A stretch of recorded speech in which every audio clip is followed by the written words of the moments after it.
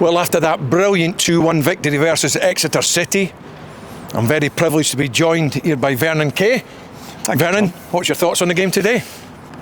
Well, it's a tricky one really, isn't it? Because we went 1-0 down.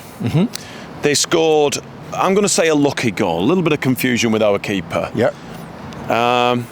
And then, like you said, we had a chat before we came on camera. We're defending then, or they're defending. So we've got to really pressure their half of the ball. And I'd love to see the stats. I've not seen the stats yet, but possession-wise, we must have absolutely obliterated them. Because they obviously came to defend their goal. And I thought today, overall, there were moments where we played beautiful football, John. I mean, you know, there were elements where 10 minutes sections of the game where we were really pushing the football forward. And then when Gale came on, it was a different class. I mean, he's so light of feet, isn't he? The goal, the winner, Vernon, jumping to that, the winner was magnificent. I mean, you could watch that over and over again.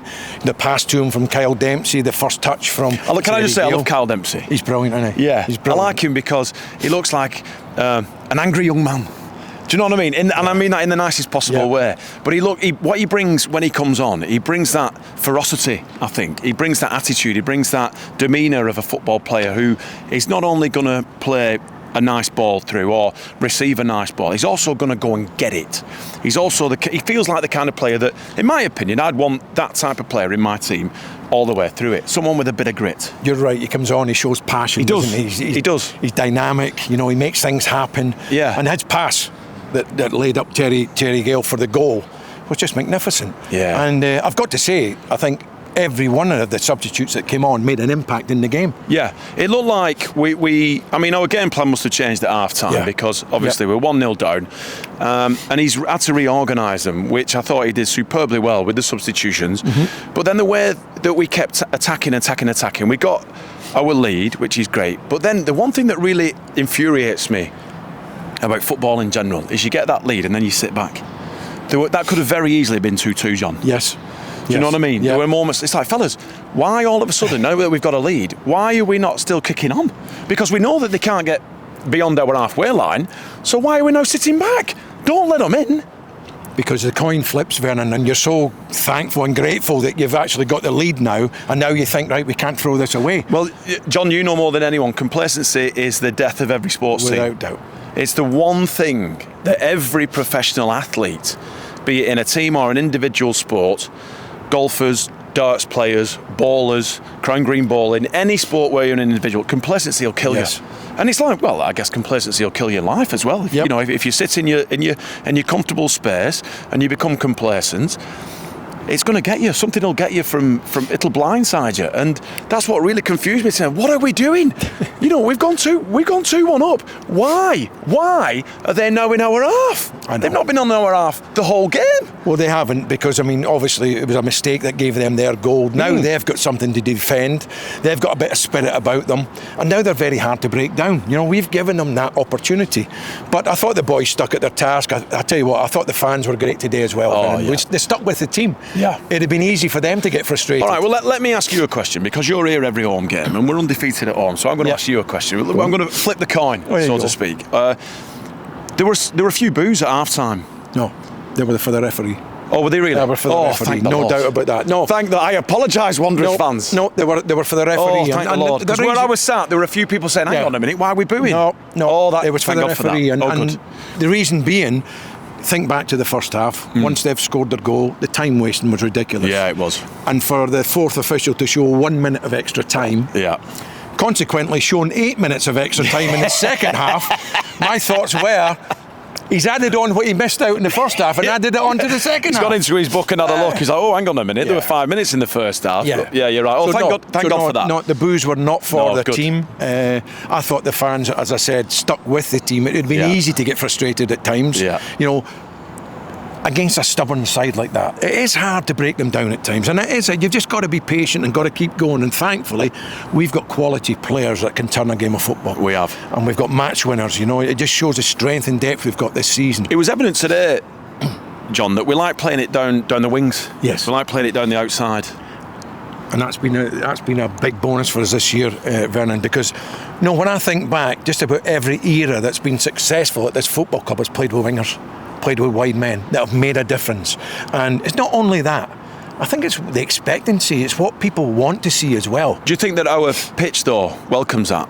Because it's one of the biggest things. It does, without a doubt, it does. And it's, you've got to use it to your advantage. Yeah. You've got to maximise it. The pitch is as wide as it can be, and we've now got the players that can go and win a game of football. I'm telling you, we're going to have a big season. Yeah, it was lovely today. It was lovely, and I'll have to admit, and I apologise, my first actual live game this season. Yep. Been busy. Mm-hmm. But it's a joy to watch. You can tell that the gaffer's got a plan. He's got a significant game plan, and you can tell how he wants to play football. Like I say earlier on, there were some wonderful moments today where I was like, hang on a minute, are we in League One?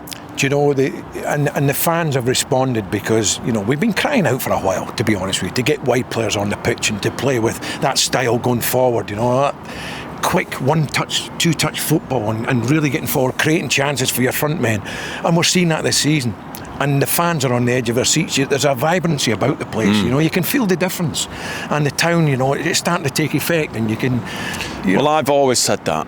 This football club is the foundation of this town. No question. It really is. I mean, you know more than anyone. No question. The glory days that people like to revert back to, Bolton was absolutely flying. And even when we go back to the Papa John's, the town came alive. Yep. I mean, I bet there was no one left. No. In town during that final, and you can just see that the way people react, it elevates the town. And Bolton's got its moments, it's got its issues, but when the football team do well, it seems that is the beating heart of this town, and people then they magnetise towards it. They respond, they do, and like you said, this is a catalyst for the town. Yeah, right. It is. When the football club does well, the town does well. Yeah, and you get that knock-on effect everywhere. Absolutely. You get the knock-on effect, and you can see it happening. Yeah. It's starting to happen now. It's time for these boys to write their own storybooks now. It's time for this team to have success, and it's going to happen this season. Yeah, fingers crossed. Fingers crossed. Back to yourself. Great to see you. And you, John. Honestly, really good to see you. What's your handicap these days? Not as good as it should be. Did you see him pause? No. He paused. He paused. Not as good as it should be, Vernon. Right. You know what I mean? In fact, we still need to have that game. We do. I still all my pals. Vernon Kay actually bid for a round of golf with me, believe it or not. Yeah, I did. And he's never taken up that opportunity as yet. So we've got to get that round going. But only because he booked the little what's it called? Crazy Golf. I'm like, I didn't bid for that. Well, I got told it's the only way I would possibly beat you. So. But anyway, good to see you. Cheers, John. Make it more often. You've got to get yourself in here. Now you've seen the team, you want to be here. Yeah, I'll be honest with you. I like going away games. Yeah. Because where we live down south, we've got a lot of games around there, and I just getting with the lads. Sorry, getting with the families, getting with the kids. Yep. And the away end. And it's a great atmosphere. It is. It's a great atmosphere. We have got one of the best away followings in the country. Well. In the country, without honestly. Well. We sell out just about every time on our I think that's a reflection of the fact that Bolton has a solid group of supporters nationwide. Yes. The Wanderers fans are everywhere. I've been down south for quite some time now, and I know at least, I'd say, 24 blokes who are Wanderers fans. Right. Who go and travel on a regular basis. So we've got a good following. It's phenomenal. Yeah. It really is. And the team need them. And they know that, and they respond week in, week out. They somehow make it happen. Yeah, and definitely. They're at every game. Yeah, it's good to see. It's good to see. It was interesting translating the songs, though, to my two daughters who came for the first time today. What are they singing? I'm saying, they're singing We're the One and Only Wanderers. No, they're not. No, they're not. I'm like, yeah, they are. Take a bit of getting used to. Yeah. So that means that's your story. Then you need to bring them to more games so they get used to it. I know, exactly. Yeah. No, again, listen, thank you very much, Cheers, Vernon. boss. Thanks for your time. Thank you.